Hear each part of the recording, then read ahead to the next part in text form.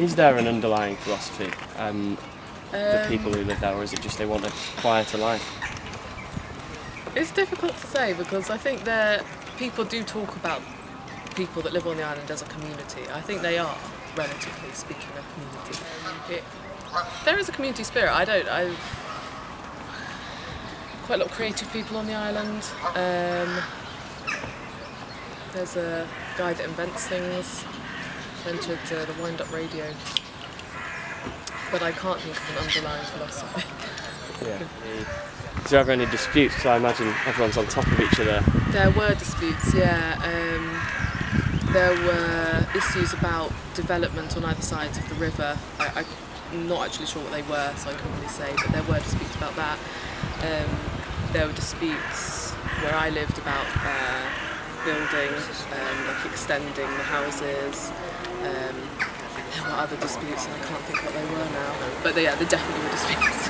And how would they normally get resolved? I think, I don't know really, I think sometimes they would just be resolved, and other times they would just kind of simmer along for a number of years, I guess. But I don't think anything caused particularly serious.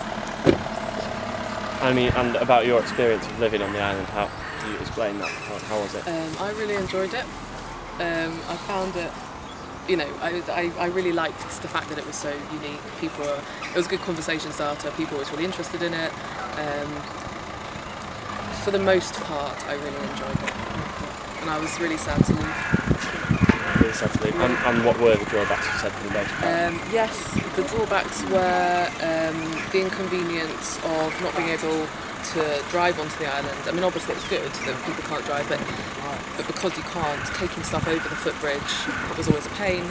When I went to university, taking all my stuff over the footbridge was a real nightmare. And the other drawback was the fact that none of my friends really live in Twickenham, which I guess is not the island's fault, but it's just the drawback of living in this part of the world. And yeah, my school was a long way away. What amenities are there? Are there anything you can is there a little shop on the island or anything like that, no, or do you always have to come? You always have to come. There are no shops. There used to be, I believe, a shop, like I don't know what kind of a corner shop style thing, but no, there isn't.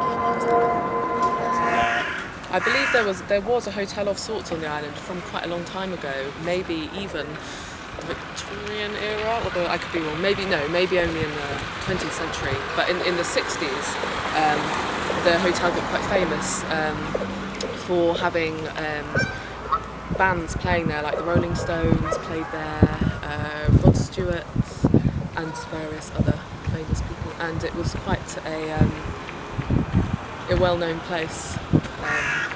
People that we met sometimes of my parents' age, when they found out we lived on the island, would sometimes occasionally say, oh, I remember coming there in the 60s.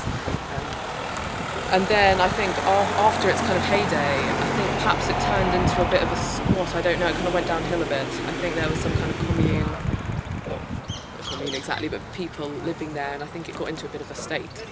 And so eventually in the late 70s it was redeveloped into Aquarius, which is where I lived. And the house was pretty much exactly the same, apart from the lovely garden at the back onto the river. When we had kids around, we always had to make sure they didn't go too near the edge of the river, otherwise they would fall in. And then if it was low tide, they would fall onto the pontoon, which was probably even worse, because it's just a piece of metal. Again, as I said before, the bridge was really the big difference, and the fact that you can't drive up to your front door. The winding path on the island was, I guess, quite unusual, not really like a road as such. Yeah, no road names, I guess. I felt safe on there because there's not that much reason for people to come on there at night. I felt safer on the island than in Twickenham town centre, definitely. Even though it's like less well lit, it's quieter, but I just did feel safer because it's just mainly residential, and there's only one exit or entrance on and off the island, so I think it would be quite difficult to stage a kind of burglary. I don't think I was aware of any when I was on the island. It probably has happened, but not that And I suppose the final question is it something for everyone, or have you got to be the person who can adapt to it, really?